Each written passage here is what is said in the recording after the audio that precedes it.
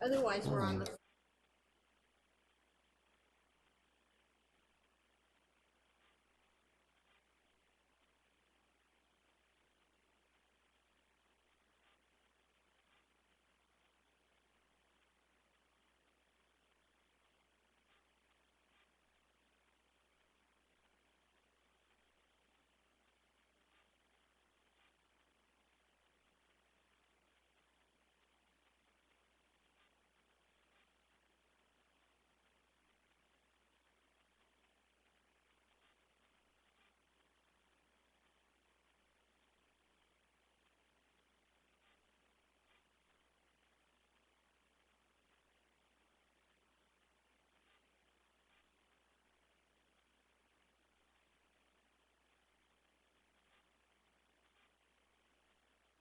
Now is it on?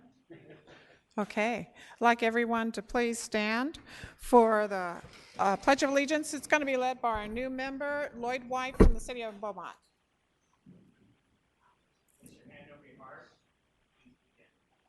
I pledge allegiance to the flag of the United States of America and to the republic for which it stands, one nation, under God, indivisible, with liberty and justice for all.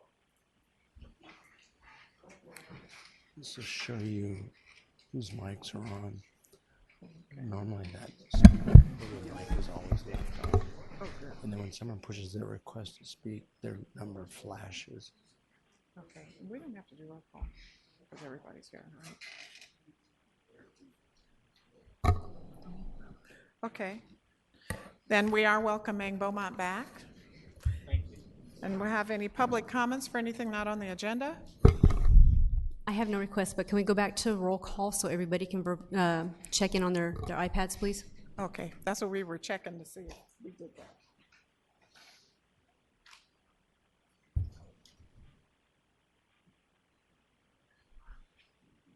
And just so everybody's aware, there's going to be a little delay. They've reset the system a little bit, so now the yes, the no, and abstain or motion is not overlapping, so there's going to be a delay. When somebody motions, then there'll be a delay, somebody can second, there'll be a delay, and then somebody can approve, and then everybody can vote after that.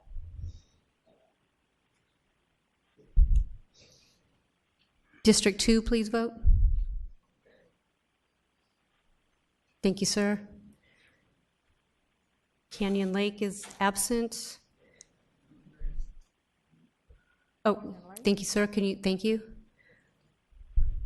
So the only absent member is Morongo. Okay, great. Then next we'll have our consent calendar. Does anybody want to pull anything? If not, can we have a motion?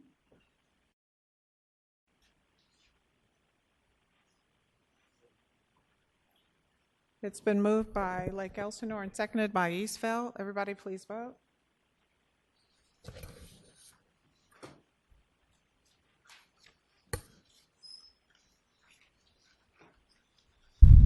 City of Norco, please vote. City of Temecula, please vote.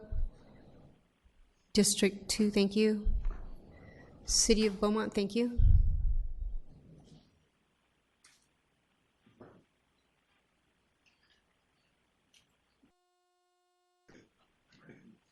Motion passed 24-0 with 1 no vote. Next we'll have our reports, and the first one is the PACE program's public. 2 public hearings going on.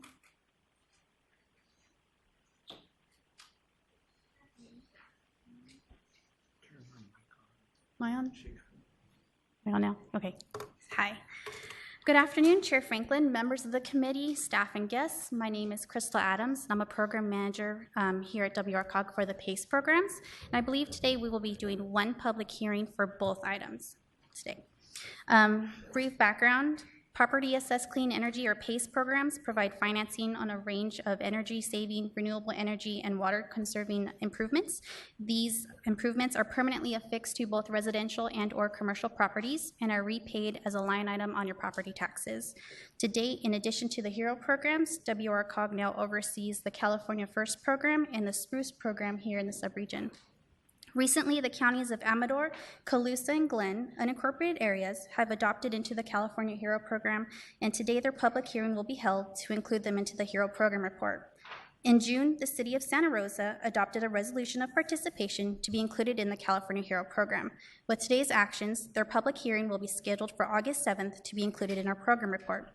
In your individual folders at your table, you have each received a snapshot of the work that has been completed in your jurisdiction. And I do apologize to the committee. Also included in your folder is a redline version of Wrcog Resolution 20-17, which originally contained a clerical error on page 2. So to talk about seismic strengthening here, several providers in California, several PACE providers, currently offer seismic strengthening, also known as a seismic retrofit, as eligible for PACE financing.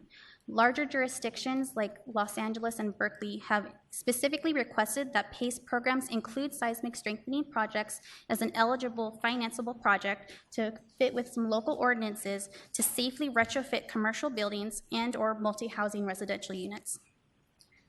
So what is eligible for financing? For here we have some structural retrofits. The photo on the screen is actually a brace frame, and we can also do work on foundations, lateral support systems, and diaphragm strengthening. Non-structural retrofits could include lighting, ceilings, and ductwork. On the screen you'll see that there are certain, these are duct trays, cable trays and ducts that have been permanently bounded to the ceiling.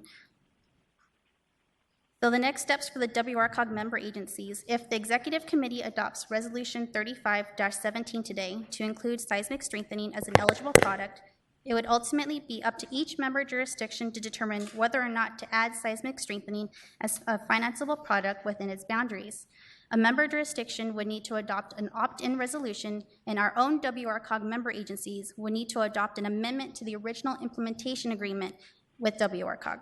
Staff will provide outreach to each Wrcog member agency and each California HERO member agency with a copy of the resolution and outreach to answer any questions that the member's jurisdiction may have. Ms. Chair, I'm here with 6 requested actions for the Executive Committee. 1, to conduct a public hearing to include the counties of Amador, Colusa, and Glenn unincorporated areas and to modify the program report for the California HERO program. 2, to adopt Wrcog Resolution 19-17 to confirm the modification of the California HERO program to include the aforementioned counties. 3, to take the action to amend Resolution 1-17 to remove the county of Colusa as an associate member, for which there was insufficient time to publish the notice of public hearing.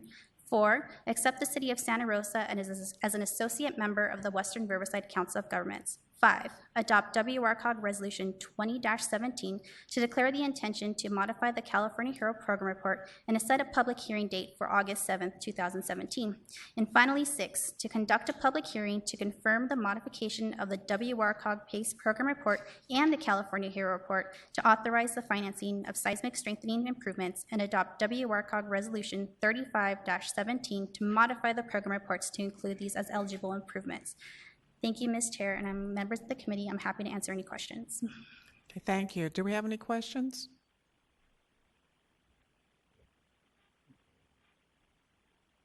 Okay, we'll keep moving.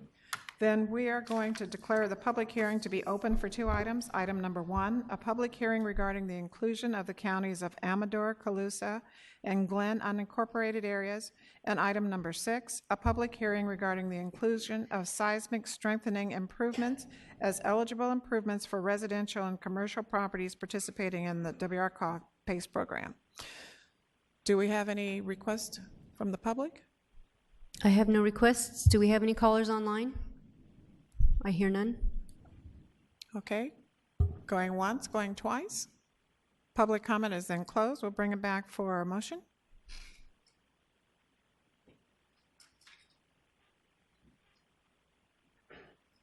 It's been moved by Lake Elsinore, seconded by Temecula. Please vote.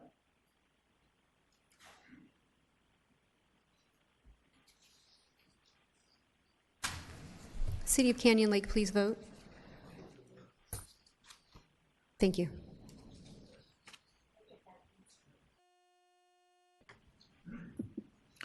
Okay, motion passed 24, no noes and 1 no vote.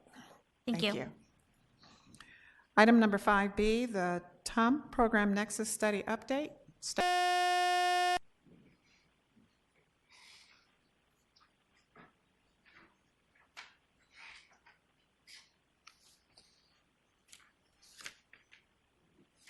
Good afternoon, Chairwoman Franklin, members of the committee, Chris Gray, Director of Transportation for Wrcog.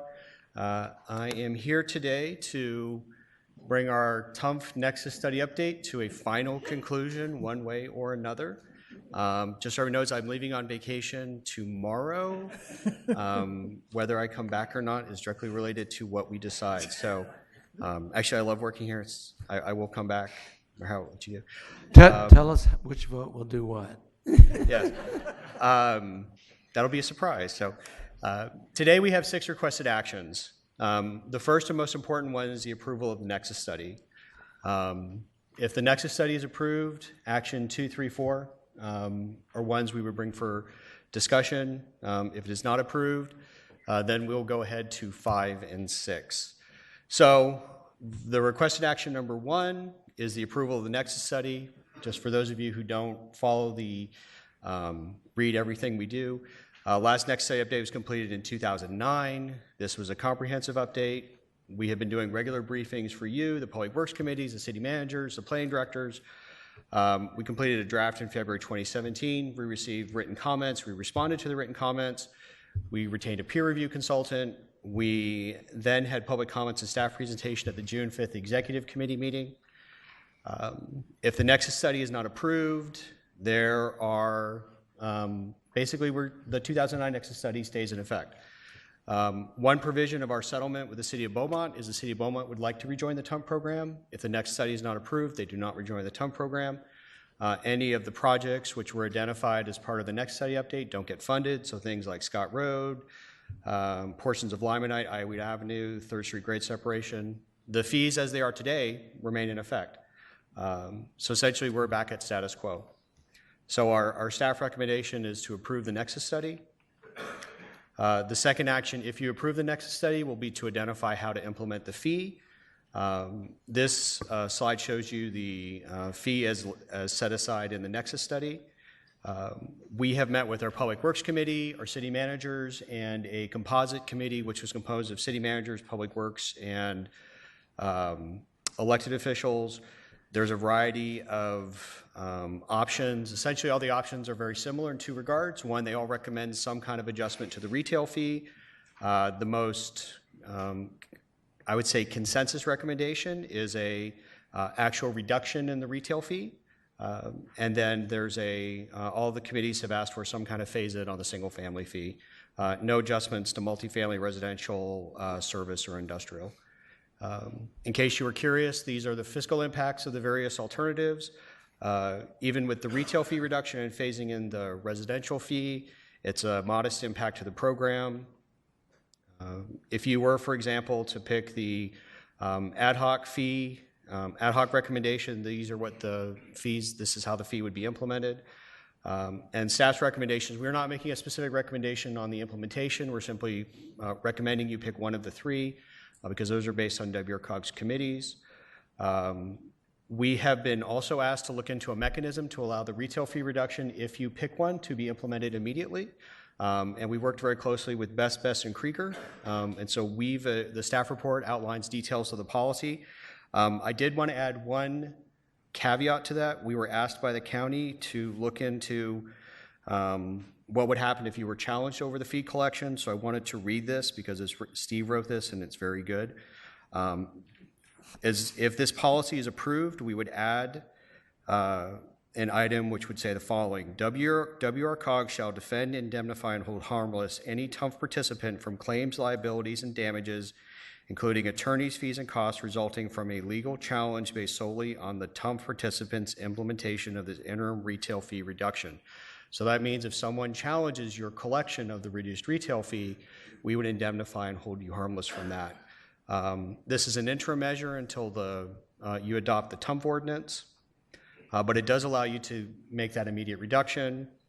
Staff recommendation is if you do vote for the Nexus study, you do implement a retail fee reduction to implement this as well. The fourth item is we have been asked to write the TUMF ordinances in such a way that the retail fee reduction would remain in effect until you act otherwise, rather than have a date it would sunset. Our recommendation is that as we implement the TUMF, we keep the fee reduction in place until you direct otherwise. The fifth item we've been asked to look at is developing an exemption for what we call local serving retail and services. So these might be mom and pop shops, little restaurants. The fact is, there's not these type of uses a lot of times don't generate a lot of traffic. And so right now you could have a 2,000 square foot shop that maybe you have a little bit of business. You're charged a $10 a square foot fee on that. We have looked into how much TUMF fees are collected for retail and service establishments. We can tell you that the vast majority of fees are being paid for businesses with 5,000 square feet or more. I will tell you that someone collected TUMF on a 10 square foot expansion of a business. I'm not going to say who that is, but we have seen instances in which they're very small expansions or very small businesses, and TUMF is being assessed on that. And we would like to, for an economic development perspective, take a look at whether those uses should be exempt. Our suggestion in this, our recommendation in this particular instance is to meet with our ad hoc. So as I said before, we have an ad hoc to talk about TUMF. We'd like to talk about the specifics. So for example, is it just retail? Is it retail and service? Is it 1,000 square feet, 2,000 square feet, 3,000 square feet? So our recommendation in this particular instance is you direct us to bring back a recommendation within 30 days. And then item number 6 is, for those of you who have trouble sleeping, I encourage you to read our TUMF fee calculation handbook. It's about a 200-page document on how you calculate fees for a variety of uses. We, for example, have put in a new fee calculation for senior housing, and we would like to do a comprehensive update of that document, and we're simply asking you to direct us to complete this update within 60 days, and all of this information will be shared with you, your committees, your public works directors, your city managers, as well as stakeholders as well. So Madam Chairwoman, with that, to just recap, we're asking you for six actions. Number 1, approve the Nexus study. 2, identify a fee schedule and fee implementation. 3, approve a policy for the immediate implementation of the retail fee reduction, which would apply if you elect to reduce the retail fee. 4, direct staff to make sure the ordinance states that the retail fee reduction remain in place until you act. The 5th action is direct staff to develop a recommendation on this exempting local serving retail and service uses. And then 6, direct staff to prepare a comprehensive update of the TUMF fee calculation handbook. And with that, I'm happy to answer any questions you may have.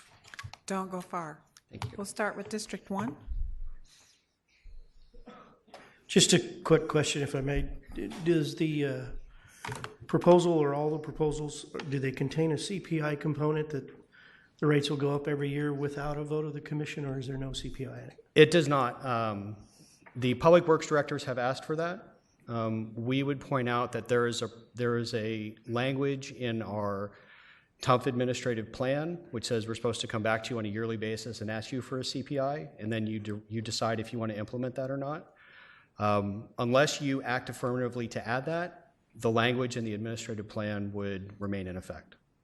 Very good. That's all I need to know. Okay. Do we have any other questions from the board? Okay, seeing none, we do have public comments. So we're going to take them in the order that they came in, and then we'll close public comment afterwards. But we'll start with Clint Lormore, followed by David Daslich, then Bill Blankenship, and then Joe Mayer.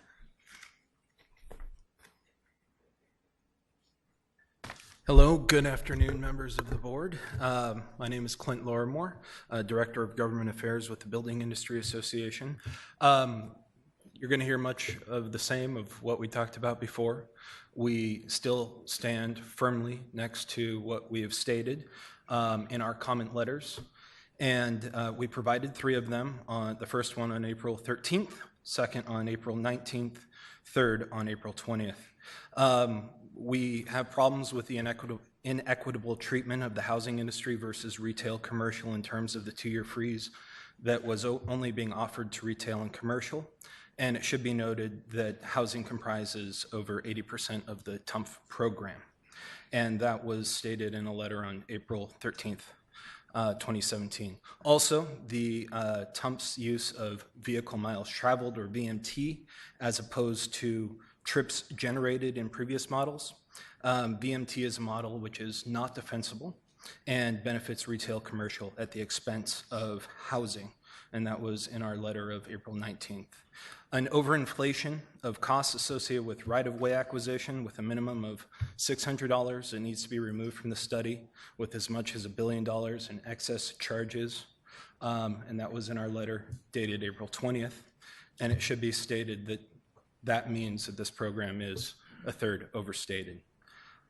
The overinflation of costs associated with consultants and engineers, and our understanding, our analysis, which we spent a great deal of time on.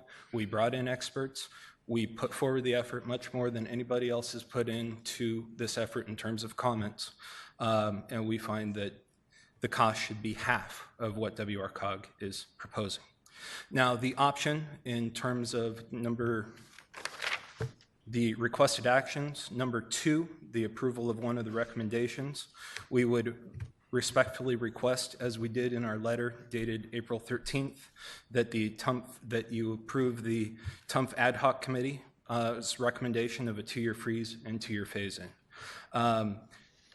All of these things, there were several committee meetings, all of them filtered up to the ad hoc committee, and so we do not understand why now there are options. The ad hoc committee already considered these. Staff has evaluated the financial impact of each of the options presented as stated in the staff report, and they find that all of the options, including option 3, which we highly recommend that you pursue, has a negligible impact on projected collections over the next 4 years. We would like to ask that staff, if you choose to adopt the study today, either way, we would like staff to come back and work with us to get granular on a lot of the issues that we have put forward, specifically on right-of-way costs. And we appreciate you working with us. We appreciate the partnership that we have with the board and Wrcog staff. Thank you. Thank you. David Daslich?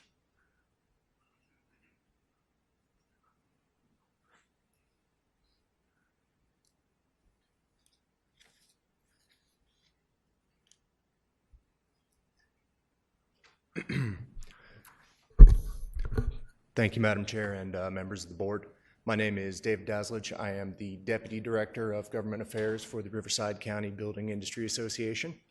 My portion of the comments is directed specifically to the housing crisis that we're currently facing in Riverside County and the state of California as a whole.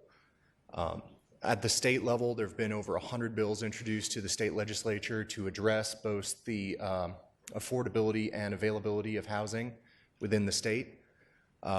In the past year, we've built only 80,000 units to meet the demand of 180,000 that we're seeing annually. And when we examine the permit numbers for Riverside County historically since 1985, we can see the depth and severity of the housing crisis that we find ourselves in today. During this recession, since 2008, we've seen only 28,000 permits. To put that in perspective, in 2005 at our peak, we were building 22,000 a year, and the next year we had half of that, 14,000. To put that in perspective, since 2008, we've built only 28,000. Our permits per year have not risen above 5,000 since 2007. To compare that to the early 1990s, even during what was considered to be a very rough time economically and for the industry as a whole, we did not see permit numbers ever dip below 5,000. For this year and for 2016, when we compare the first 5 months, we've seen only a 25 permit variance. I mention this and I continue to put forward the severity of the housing crisis because as we've dealt with the various municipal governments, water boards, school boards in this past year, we've encountered a school of thought that seems to be saying the housing industry is recovered. We are seeing another boom. We're past this. While we're certainly not at the worst years of the 2008 recession, I would like to point out that we still have not broken 5,000 permits in a year. And when a situation that we find ourselves in is calling for 180,000 units a year just to meet demand, we're still very much in a housing crisis. We have not come out of this, and our industry is not recovered. Every fee increase that we see countywide, holistically, makes it much more difficult to develop housing and meet that demand. So I just ask you to consider that as you're voting. Thank you. Thank you. Bill Blankenship?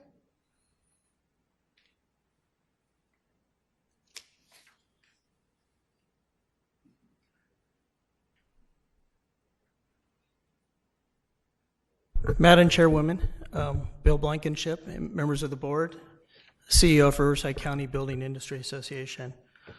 I appreciate the opportunity to come before you and have just a few more things to add. I've been with the association for many years now, and when I came to work here, the folks told me who had been in the industry that preceded me that you'll never see anything like the 90s.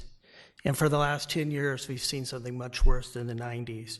Our association is made up of 400 member companies here in Riverside County. Only 15% of our member companies are builders. The other 85% of those companies are represented by everybody who wants to do business with those builders who are building in each of your communities. That goes architects, land surveyors, asphalt layers, roofers, many more trades. So 85% of our industry are trades, and they live in your communities. They buy houses in your communities, and they go to restaurants in your communities, buy cars in your communities, they live in your communities. So when we talk about the need for more homes, it's talking about creating local jobs right here in each of your communities. And that's an important point to make. Also, as an association, we represent all the builders and all the tradespeople and not one specific project. So we do not come up here and advocate on behalf of one project. And I also think that's important. So when we come up here and we advocate, we're advocating on what's best for the entire industry as a whole. You heard from the team today who pointed out many reasons why we have concerns with the current reiteration of the TUMP fee. And it was also articulated that there is a housing crisis, so I don't think I need to keep going into that. I think we're all painfully aware here in Riverside County of the housing crisis.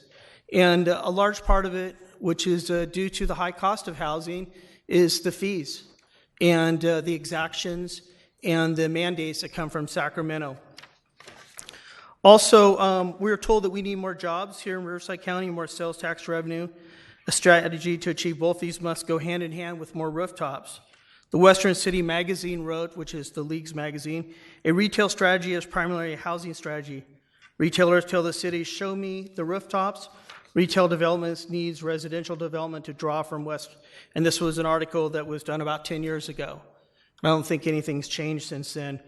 Obviously, more housing creates more jobs locally, and we need to build more homes for our families. And that's what we as an association continue to advocate for. As you heard, that in the state of California as a whole, we build about half the amount of units that would meet the need. This is a historic problem. The other thing that I'd like to ask, Your time is up, so. that you also afford a 1/3 reduction of the TUMP fee for some period of time for housing. We also continue to support the tax recommendation, but we think that considering the crisis that we continue to be in a decade into this recession, that housing is afforded an opportunity for a 1/3 reduction. Okay. Thank you very much for your consideration. Thank you for the process, and we're anxious, if given the opportunity, to continue working with your staff on some of the issues that we brought up. Chairwoman Franklin, thank you. Thank you. We have Joe Meyer. We will be closing the public comment after all the speakers, so that's why we're going to ask you to go ahead and speak now.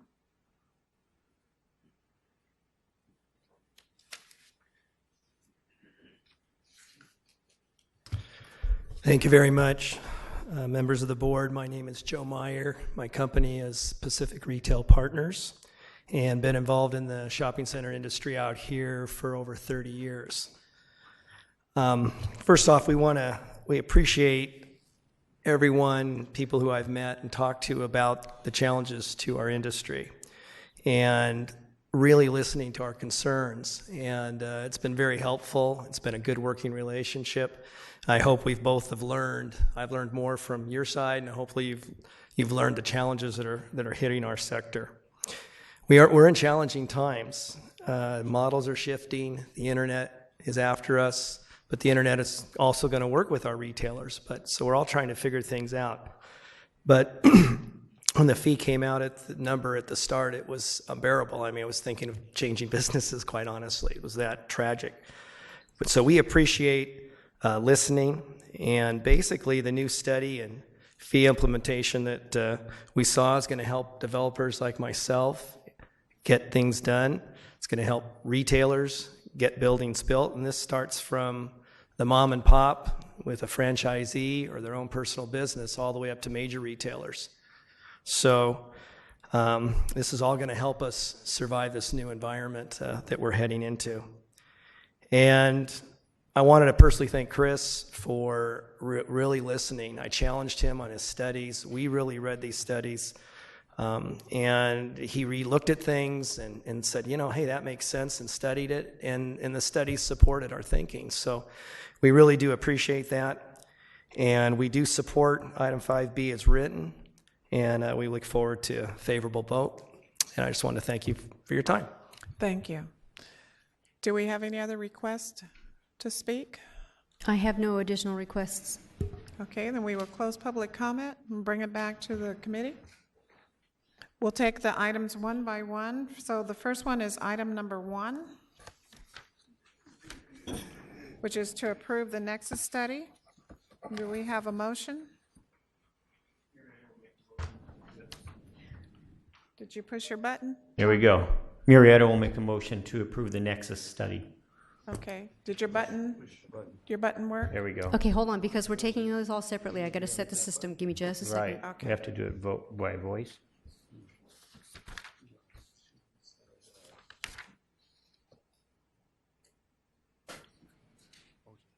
Oh, yeah.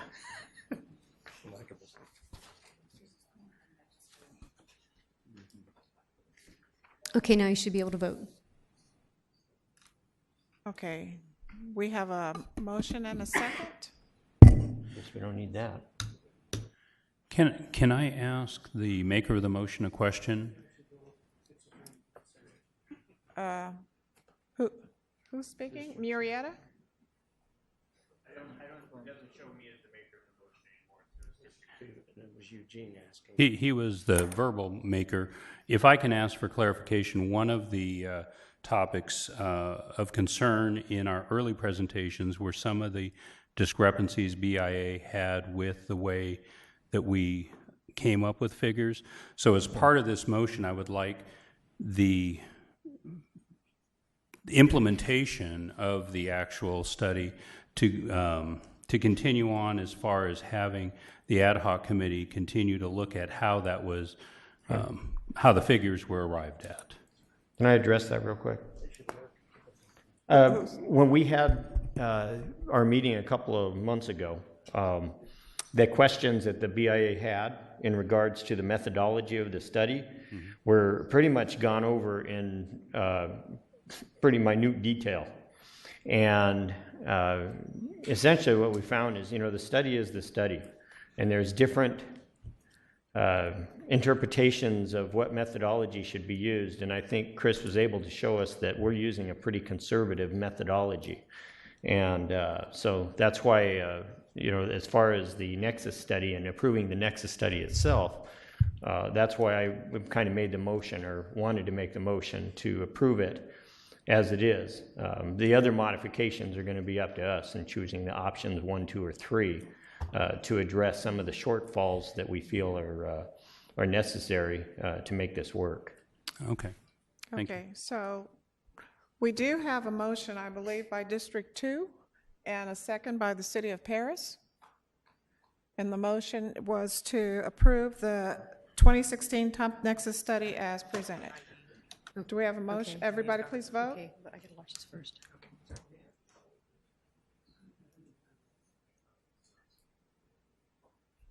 City of Canyon Lake, please vote.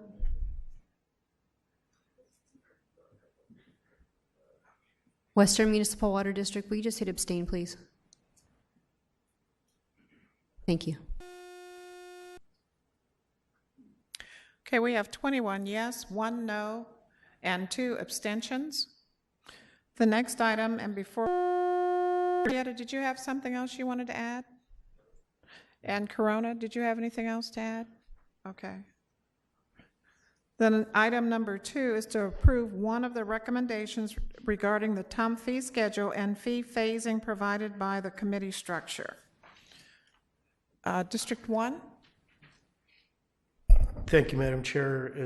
As one who has been a royal pain in the butt during this whole process on how we process and deal with our retail fees, and how quickly we make changes, and my continuing gripe over having to meet our daily quotas on workers that we ship out of this county every year or every day. And I'm very, very pleased with the work that has been done by staff. It is a dramatic improvement that should help start to set the stage for how we're going to attract jobs to Riverside County instead of send them out. So with all that having been said, I would move to recommend that option number 3 be our choice for this particular item.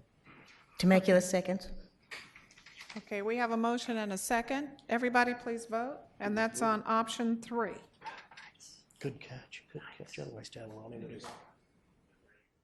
would have done it. Oh, he did. He got this like he did.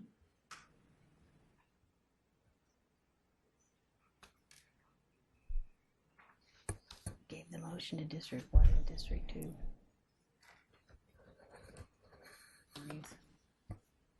City of Canyon Lake, please vote.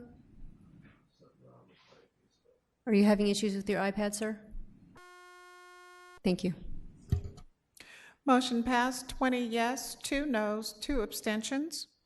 Our third item is to approve the policy for immediate pump retail reduction, provided that an option with a retail reduction was selected, which it was. We have a motion. So moved, First District. And do we have a second? Or second. Lake Elsinore, second? Elsinore was faster. Excuse me, Madam Chair. Okay, Lake Elsinore made the motion. District 2 seconded it. Please vote. Excuse me, before voting, this is Steve. Yes. Hi. Can I ask the maker of the motion and the second whether or not the motion included the revised language regarding indemnification that Mr. Gray read? This is the revised language under which Wrcog shall defend, indemnify, and hold harmless any TUMF participant from claims, liability, and damages, including attorney's fees and costs, resulting from a legal challenge based solely on a TUMF participant's implementation of the interim retail reduction policy. Yes, sir. Yes. Okay. Thank you. Everybody voted? Thank you.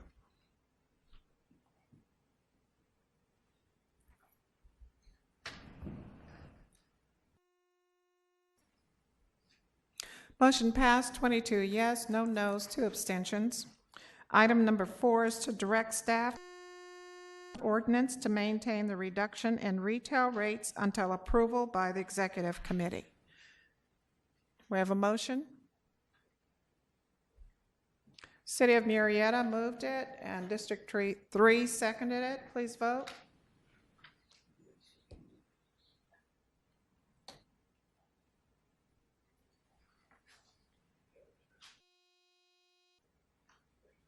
Motion passed, 22 yes, no noes, 2 abstentions.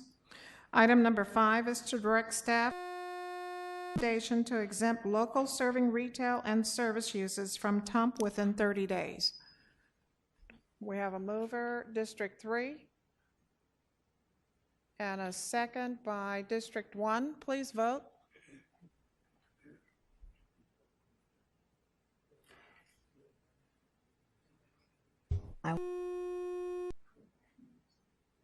Motion passed, 22 yes, no no's, 2 abstentions. Item number 6 is to direct staff to complete to the TUMP calculation handbook within 60 days. We have a motion by the City of Murrieta, a second by District 5. Please vote.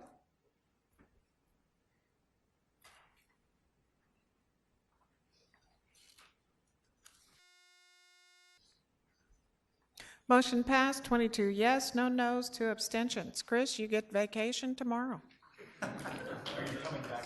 Yes. I think he was Okay. going to come back. Okay, no, he has to come back, or all the votes are rescinded. Item number 6 is a report from our technical chair, but he is not here. So we'll go to reports from committee representatives, and we'll start with AQMD. Ben? He's also not here. Oh. Do you have a report? I do not. Okay. Brian, did you have anything for CalCog? I would send something in writing. Okay. Thank you. And then we'll report from SCAG. Any of the other committees have any reports? No? If not, I will report for the community services. We had a couple of presentations, the ongoing marijuana debate. We had a pro and a con. And then we also had one regarding op sites. And I noticed on the report several cities that are here have op sites, and I wanted to ask, our presentation was about 10 minutes long. Do you know if that's a good presentation to come here? Op sites has to do with it's a web board that you can have different properties that are available for developing in your city, whether your city owns them or not, go up on a board that everybody can see, and then the developers can contact you about those properties. But several cities, Lake Elsinore, Temecula, Murrieta, Jurupa Valley, where's Lynn? Laura knows. Laura, can you share a little more on it since you're on it? I would recommend a presentation. We came across them at ICSC year before last, and they were fairly new at that time. I can't remember how new, but at that particular time, and maybe still, they had like a free one that you could try, and then of course, like a lot of those, you can add to that with additional levels. We did input some of our sites in there. I'd have to check with staff to see what the follow-up has been, but I do get like regular emails from them, and they'll occasionally have like online workshops and things like that. So I don't see any drawbacks to it at this point. It probably would be worthwhile to have a presentation. Okay. Okay, and for those cities that don't know that you're on it, there are quite a few cities that are here that are on it. Hemet, Lake Elsinore, Jurupa Valley, Eastvale, Murrieta are just some of them in Riverside County. So Eastvale, can you add anything? No? Okay, so we'll maybe have that as a future presentation. And we have a report from our acting executive director. There we go. Thank you, Madam Chair. Rick is enjoying Italy. He'll be back at the end of the month. Just some real quick updates. I wanted to introduce 4 new Wrcog staff: Jairo Sandoval, Victoria Garcia, Meredith Sumanek, and Hugo Rios. They're going to work in the HERO program. Victoria, Meredith, and Hugo are working in our quality assurance calls. We started back in March, where we're doing a follow-up call to ensure that property owners are understanding the financing that they're taking under for the PACE programs, and Jairo's working with compliance in making sure that we're following up and keeping track of compliance issues that come up. Next, we have to introduce our Rep Direct Install program. Edison is offering $2 million, and this is for Edison customers only, to come in and do no-cost interior LED lights. It's available for your municipal facilities. If you are interested, please contact Anthony Segura of our office, and we will put you in touch and put you on the list. It's a first come, first served basis. So we're excited that there's money available and they can come out to your facilities and install some new LED lights. And that concludes my comments, Madam Chair. Okay, great, thank you. Do we have any other topics for future meetings? I'd like to suggest we have an update on the California fix, just to let everybody know where we are with that, the water fix. And any other general announcements? Seeing none, then our next meeting is Monday, August the 7th at 2 o'clock right here. Meeting adjourned. Thank you.